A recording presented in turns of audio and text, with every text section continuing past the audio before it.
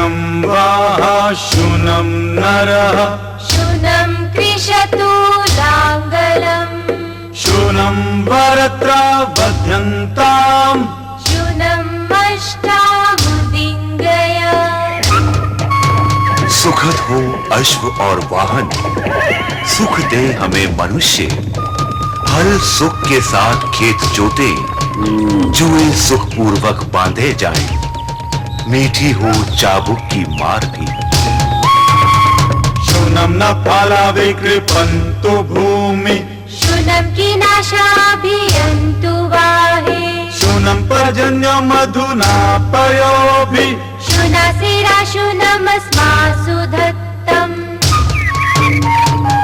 हल के फाल भूमि को सुख से जोते, किसान अपने बैलों के साथ सुख के साथ चलें।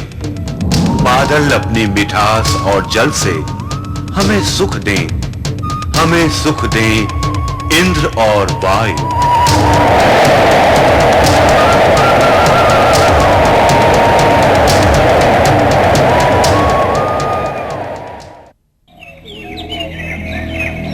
14 फरवरी सन 1556 पंजाब में गुरदासपुर के निकट कलनौर नाम का छोटा सा कस्बा। मुगल बादशाह हुमायूं की आकस्मिक मृत्यु के बाद 14 वर्ष के उसके बेटे मोहम्मद जलालुद्दीन अकबर का राज्याभिषेक। नाबालिग बादशाह अकबर के सामने चुनौतियां ही चुनौतियां। 9 महीने के भीतर ही अकबर को लड़नी पड़ी इतिहास प्रसिद्ध पानीपत की दूसरी लड़ाई। तारीख 5 नवंबर सन 1556। अकबर ने हिंदू को इस महान युद्ध में परास्त किया और दिल्ली तथा आगरा को अपने अधीन कर लिया। फिर ग्वालियर, अजमेर, चित्तौड़, गुजरात और बंगाल, नर्मदा के उत्तर से लेकर उड़ीसा तक मुगल साम्राज्य की स्थापना। मंझोला कद, थोड़ा सा भारी बदन, पेशानी चौड़ी, सीना चौड़ा, बाहें लंबी, नाक के नीचे बाईं ओर एक नत्सा, छोटी चमकीली आंखों में से झांकता मजबूत इरादा। अकबर ने यह अच्छी तरह समझ लिया था कि सत्ता फौजी जंग की जीत से कायम नहीं होती। इसके लिए जरूरी है जीते गए इलाकों का पुनर्गठन, मजबूत प्रशासन और जनता का सहयोग। मुगल बादशाह मोहम्मद जलालुद्दीन अकबर ने एक अरसा पहले इस नाचीज को अपनी खिदमत में बुलाया। उसके पहले बादशाह शेर शाह सूरी की हुकूमत में महकमा लगान और तकसीमाते मुल्क के काम का तजुर्बा मुझे था। लगता है मेरे उसी काम की भनक जहां पना के कान में पड़ गई थी, इसीलिए उन्होंने मुझे वजीर मुजफ्फर खां का हाथ बटाने के लिए बुला भेजा। काम बहुत बड़ा था, चुनौती जबरदस्त। पूरा राज्य 15 सूबों में बटा हुआ था। आगरा, दिल्ली, अजमेर, अहमदाबाद, लाहौर, काबुल, मुल्तान, बंगाल, अहमदनगर, ये सूबे सरकारों में और सरकारें परगनों में बटी हुई थीं। मसलन सूबा आगरा में 13 सरकारें और 203 परगने थे। अंदाजा आसान है, लगान बंदी, जमा और वसूली का काम बहुत मुश्किल। सबसे बड़ी दिक्कत यह है जहां बना कि जितना खिराज और लगान वसूल किया जाता है उसकी कोई पुख्ता जमीन ही नहीं है। मतलब ये आलीजा कि नक्शबंदी और लगान जमा की तादाद अभी तक अंदाजन है, या यूं कहिए कि ज्यादातर जुबानी है। सारे परगनों में पैमाइश और सिलसिलेवार लगान बंदोबस्त का काम फौरन शुरू हो जाना चाहिए। अब ये देखिए, ये वो सिकंदरी गज है जिसे शेर शाह सूरी की हुकूमत में आपके इस नाचीज ने इजाद किया था। तो इस रस्सी से पैमाइश में क्या दिक्कत पेश आ रही है? दिक्कत यह है जहां बना कि इस पैमाइश का कोई भरोसा नहीं है। हवा में नमी आ जाए या गर्मी पड़ जाए, सन की ये रस्सी कभी लंबी हो जाती है या फिर कभी छोटी। तो ठीक है, इस रस्सी को किसी ठोस चीज से बदल डालिए। बजा फरमाया अलीजा, आप इस पर गौर कीजिए। ये 41 अंगुल की बांस की जरीब है, लोहे के छल्ले इसमें पड़े हैं। अब बारिश हो या गर्मी, ये ना सिकुड़ेगी और ना बढ़ेगी। तो ठीक है, इसे नाम दीजिए इलाही गज। आज से जमीन की पैमाइश का पैमाना यही रहेगा। 60 इलाही गज के मायने 1 इलाही बीघा। लेकिन टोडरमल जी, एक बात का ध्यान रहे जी। लगानबंदी सिर्फ जमीन की पैमाइश पर नहीं, फसल, जमीन के किस्म और पैदावार पर भी मुनस्सर होनी चाहिए। जो हुक्म आलीजा। सम्राट अकबर ने अपने दीवान टोडरमल की सलाह पर जिस नई भू व्यवस्था की शुरुआत की, उसका पहला कदम था जमीन की नपाई, दूसरा था जमीन का वर्गीकरण और तीसरा लगान की दर का स्थायी रूप से निर्धारण। साम्राज्य के सभी परगनों की नापजोख के बाद कृषि योग्य भूमि का पूरा लेखा जोखा दर्ज किया गया। इस काम के लिए कानून को नियुक्त किए गए। किसी खेत से कितनी बार उपज ली जाती है, इस आधार पर भूमि का वर्गीकरण किया गया। पोलज, पोलज उस जमीन को कहते थे जिसमें बराबर खेती होती थी।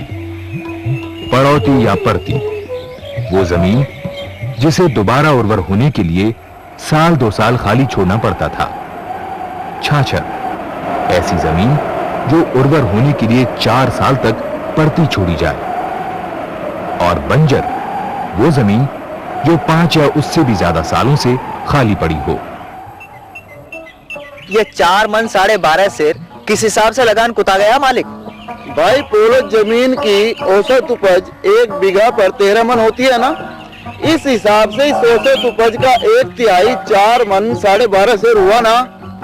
लेकिन इसके पहले के बादशाह तो उपज का 6वां हिस्सा वसूलते थे। तिहाई तनिक ज्यादा है जागीरदार साहब। लेकिन रिहाइश और मवेशी के लिए जो खिराज वसूला जाता था वो माफ भी तो कर दिया गया है। अब एक किसान को एक हल पर 4 बैल, 2 गाय, 1 भैंस दिया जाता है और गौशाला पर खिराज बंद भी कर दिया गया है। इसके अलावा यदि तुम लोगों को बीज और मवेशी खरीदने के लिए दाम चाहिए तो सरकारी खजाने से तकाबी मिलेगी। तकाबी के मायने सरकारी मदद। और तकाबी की वसूली कैसे होगी जागीरदार साहब? और पड़ौती खेत और छाछर खेत के बारे में कौन हिसाब से लगान बंदी हुई है? अब पड़ौती में जिस साल फसल उगाओगे उस साल पोलज के बराबर लगान नहीं तो छूट।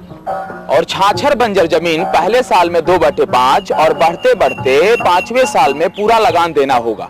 लगान दाम की शक्ल में होगा। अरे ई का मालिक, गरीब किसान के पास दाम टका कहां से होएगा? कोनो हर्ज नहीं होगा तो गल्ला ही बांट लिया जाएगा।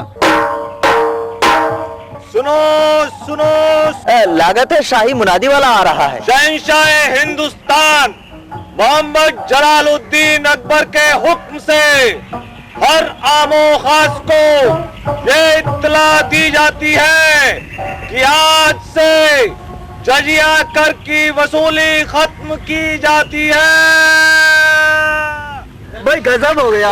अरे इनकलाब आई भैया, अल्लाह बरकत दे, शाही तख्त सलामत रहे। ये तो सूफी बादशाही है।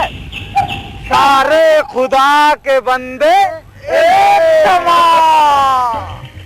समस्त धर्मों के प्रति अकबर की दृष्टि समान थी। अपनी प्रजा को वो धर्मों, जातियों, मजहबों के दायरे में बांटकर नहीं देखता था। उसके काल में बड़े बड़े ओहदों पर हिंदू तथा अन्य धर्मावलंबी भी नियुक्त थे। अकबर के दरबार में उसके वजीर टोडरमल, हाजिर जवाब बीरबल, संगीत सम्राट तानसेन जैसे लोग थे। फैजी और उसका छोटा भाई अबुल फजल भी, जिसकी विद्वता और सूफियाना विचार सारे हिंदुस्तान में मशहूर थे। उसकी लिखी हुई किताब आईने अकबरी अकबर के शासनकाल का सबसे महत्वपूर्ण ऐतिहासिक दस्तावेज है।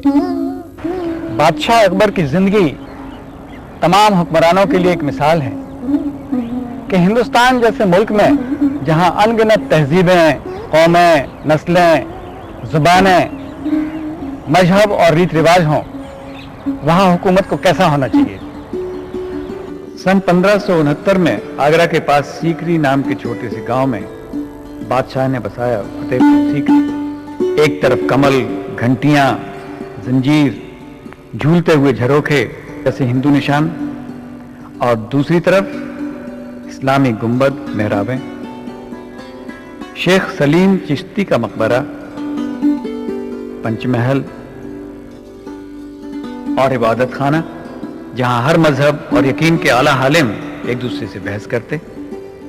इन्हीं सब के बेहतरीन हिस्सों को लेकर बादशाह अकबर ने निकाली अपनी राह, दीन इलाही। अकबर की ये उदारता उस समूचे मध्यकाल के वातावरण में व्याप्त थी। एक तरफ सूफियों के कलाम, तो दूसरी तरफ दादू, तुलसी, रविदास, सूर, नानक और कबीर की वाणी गूंज रही थी। अपने पूर्वजों बाबर और हुमायूं की ही तरह अकबर को भी फूल पौधों का गहरा शौक था। अरे नेबुनिसा, सुना तूने? बादशाह ने कश्मीर में डल झील के पास बहुत सारे खुशगवार चवन लगाया है। हाँ, नसीम बाग। जब पहली बार बादशाह ने कश्मीर घाटी में कदम रखा, मैंने तो तभी तस्वीर कर लिया था कि वहाँ गुल खिलेंगी, बहार आएगी और फिजा में जहाँ पना की तामीर की खुशबू फैलेगी। छोड़ो ना, देखो मुगलों के आने के पहले ऐसे बाग ख्वाब में भी नमूने नहीं थे। उधर देखो, जूही, केतकी, मोगरा, नरगिस, चमेली, चंपा, गुलाब। मियां अबुल फजल ने अपनी किताब आईने अकबरी में 29 ऐसे फूलों का जिक्र किया है जो अपनी हुस्न खुशबू में दुनिया में बेजोड़ है। और केवड़ा केतकी का मत भूलना, छोटी बड़ी कई किस्में। तो कश्मीर की जाफरान कितना मुश्किल है इसको उगाना और इसकी गुल की फसल काटना। मैंने तो सुना है जाफरान इकट्ठे करने वाले मालियों को नमक का मेहनताना देते हैं, बड़ी पेश कीमत। 11 ट्रिक जाफरान को इकट्ठा करे तो 1 ट्रिक जाफरान तनख्वाह के बतौर गाजी खान देता था। जाफरान के लिए कश्मीर में रैयत पर पहले बहुत जोर जुल्म हुआ था। अच्छा, सुना है गुले सुर्ख, नरगिस, रायान, राना, जेबा, शकाइक और नाफरमान और खातमी जैसे फूल ईरान और तुरान से यहाँ है। अरे ईरान और तुरान के फूल हिंदुस्तान के सरजमी पे उगेंगे कैसे? मुख्तलिफ मिट्टी पानी है यहाँ। हिंदुस्तान की मिट्टी की बात मत पूछ, इस मिट्टी में भला क्या नहीं हो सकता। सचमुच अबू फजल, लाजवाब है मादरे वतन हिंदुस्तान की मिट्टी भी। कहते हैं कि विलायत और मशरकी मुल्कों में अगर 1 साल खेती करो तो फिर खेत साल 2 साल बढ़ती छोड़ने पड़ते हैं। और अपने यहाँ एक खेत में एक ही साल में रबी और खरीफ दोनों की 2-2 फसलें ली जाती हैं। कहीं कहीं पे तो 3 फसलें सालाना। फिरंगी मुल्कों की जमीन में 1 मन बोइएगा तो 1.5 मन पाएंगे, ज्यादा से ज्यादा 2.5 मन। और अपने यहाँ 6 गुना तो मामूली बात है। और अगर रबी और खरीफ दोनों फसलों की उपज जोड़ ले तो उपज औसतन 1 के मुकाबले 12 यानी कि 12 गुना बैठती है। और वो भी एक खेत से। बार बार फसल लेने के बावजूद अगर यह मिट्टी अपना उपजाऊपन नहीं खोती तो कोई वजह तो है। कुदरत ने नियामत बख्शी है इस मिट्टी को दरियाओं के जरिए। हर बारिश में दरिया बाढ़ के साथ जो कापू लाकर घाटियों में छोड़ जाते हैं, उसका मुकाबला दुनिया की कोई खाद नहीं कर सकती। सिंध और गंगा जैसी उत्तर की 2 नदियां अपने साथ 1 करोड़ मन से ज्यादा गाद बहाकर लाती हैं और बाकी कसर मवेशी पूरी कर देते हैं। पेड़ों की पत्तियां और खरपतवार भी सड़कर खाद बन जाते हैं। सब कुछ कुदरती। हमारे आसामी किसान इन खादों में बीज को पकाकर, भिगोकर उन्हें उपजाऊ बनाते हैं और खेतों में भी बुआई के पहले डालते हैं। जंगलात के होने से भी बड़े फायदे। वक्त पर बारिश, मिट्टी का बहाव नहीं होता और सड़ी गली पत्तियों की खाद ऊपर से। यही वजह है कि जमीन में नमी लगातार बनी रहती है। ऊपर की परत हटाते ही नीचे नम मिट्टी उपजाऊ। ठीक फरमाया। जैसी जहां की जमीन होगी, जैसी जहां की आबो हवा होगी, वैसी ही खेती का दारोमदार होगा और वैसे ही औजार होंगे। आपको पता है टोडरमल जी, पुर्तगाली और फिरंगी हमारे हल का मजाक उड़ाते हैं। कहते हैं 8 अंगुल लंबा 3 अंगुल चौड़ा। लोहे का छोटा सा फाल बस खेत को खरोंचने के काम आता है। उधर पश्चिम के मुल्कों में भी भारी भारी लंबे चौड़े लोहे के फाल होते हैं, बड़ी गहरी जुताई की जाती है। अरे इन अंग्रेजों और पुर्तगालियों को पता नहीं कि हमारी जरूरतें उनसे जुदा हैं। जमीन की हल्की जुताई से नीचे नमी बनी रहती है। लोहा तो बाद में आया, पहले तो हमारे यहाँ लकड़ी के ही हल से काम चल जाता था। बिना जोते हुए धरती फसल पैदा करती है। परदेसी क्या समझे हमारी जरूरत? बिल्कुल सही फरमा रहे हैं आप। गुस्ताखी माफ हुजूर, जहां पिना ने दोनों सरकारों को दरबार में तलब किया है, बीजापुर से कोई तिजारती असद दे गए हैं।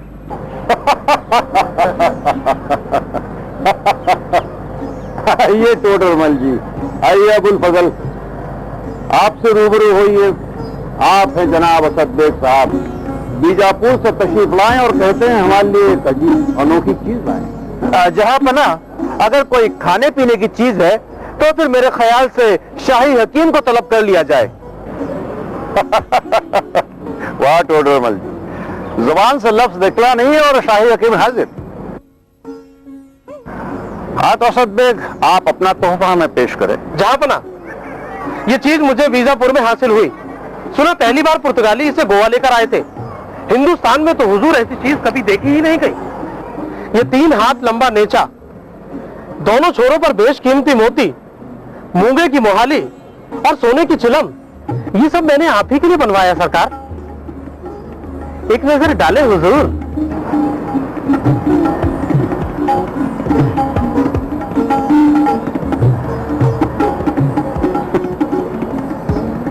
अब हम इसका क्या हश्र करें?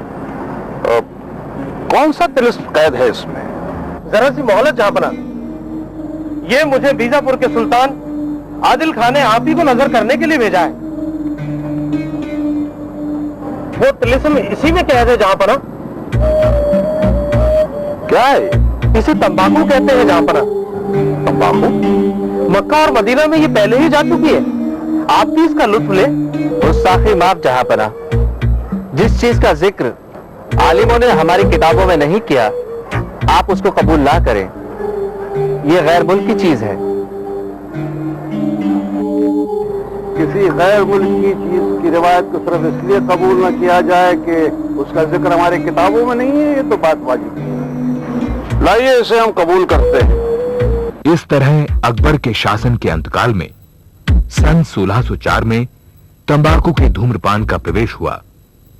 धीरे धीरे ये लोगों को इतना पसंद आया कि फारस की तरह हिंदुस्तान में भी कई किस्म के तंबाकू की खेती होने लगी। लेकिन तंबाकू के देर से आने के मायने ये नहीं कि मध्यकालीन भारत में लोग नशे से अनजान थे। उम्दा शराब तो प्रचलित थी ही, अफीम की खेती भी बहुतायत में होती थी और बादशाह अकबर खुद इसके शौकीन थे। मालवा की अफीम सबसे उम्दा मानी जाती। फलों के बाग पर भी लगान की खास छूट थी। 1 बीघे पर 2.25 इलाही रुपया। हां, अगर अंगूर और बादाम एक साथ किसी फलोद्यान में लगाए गए हों तो लगान तभी लिया जाता था जब फल आ जाएं। और चावल, हिंदुस्तान की खास फसल। इतनी सारी किस्में उगाई जाती हैं कि हर किस्म के चावल का फकत एक एक दाना इकट्ठा करें तो कई सेर का मटका मुंह तक भर जाए।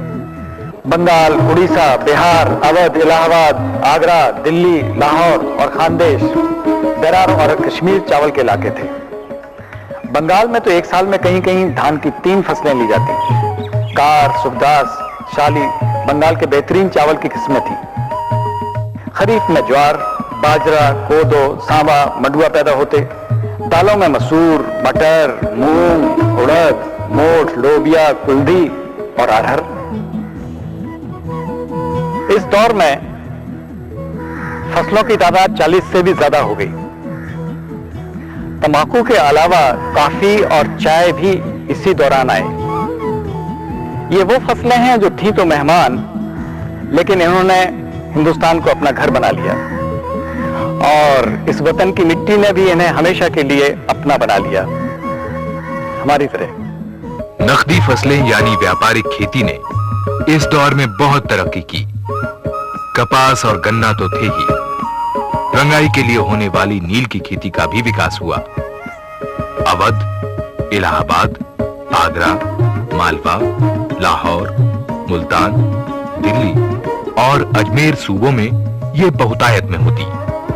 सबसे उम्दा नील राजस्थान के बयाना में और दूसरे नंबर पर गुजरात के सरखेज में होती। आईने अकबरी में इस काल की 18 सब्जियों का जिक्र है। सूरन, सियाती, पलवल, तूरा, कचालू, चचिंडा, सेम, पेठा, करेला, सिंघाड़ा, सालक, पिंडालू, कसेरू वगैरह। आलू उत्तरी भारत में गाजर के साथ लगाए जाते और बहुत लोकप्रिय हो गए थे। व्यापार वाणिज्य बढ़ गया था। तांबे, चांदी और सोने के सिक्के थे। चांदी के सिक्कों को तंका कहते थे। नमक, अफीम, हींग, सीसा, कालीन, सूती कपड़ों का व्यापार होता। मशहूर कश्मीरी दुशालें लाहौर में और कालीन आगरा और फतेहपुर में बुने जाते। सूती कपड़ों की महीन बुनाई के लिए ढाका मशहूर था। सन 1605 में अकबर की मृत्यु हुई और तख्त नशीन हुआ उसका बेटा जहांगीर। लेकिन नए नए उद्योगों और व्यापार से पश्चिमी संसार को बदल डालने वाले यूरोप के जहाजी बेड़े समुद्र के सीने को चीरते हुए बढ़ रहे थे, नए बाजारों और नए मुल्कों की खोज की ओर। पश्चिमी समुद्री तट पर सूरत के बंदरगाह की ओर बढ़ रहा था एक जहाजी बेड़ा, इंग्लैंड की ईस्ट इंडिया कंपनी।